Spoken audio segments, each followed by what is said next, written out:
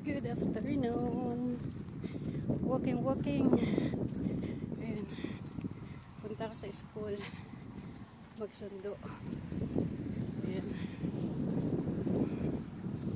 Walking muna si Inday. Exercise na din. Buti hindi ganun ka sakit ng araw.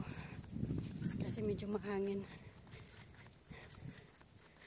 yung panahon, kaya okay lang maglakad. Pero mamaya pag uwi sasakay kami ng bus kasi hindi pwede maglakad ng malayo yung aking babaita. Diretso kasi kami doon sa isang school, sa school ng aking bugoy.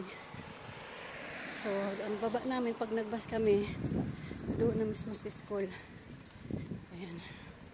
Tapos mamaya pag uwi maglalakad na ulit. Kasama na si Bugoy. Maglalakad. Ayan. Okay.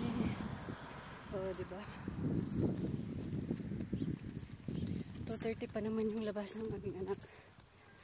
So, kayang-kaya pa. Hanggang 2:00 pa lang naman. So, pagdating doon, pahinga saglit.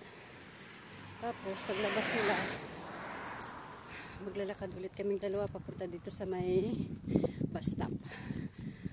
Okay, bye bye, thank you so much.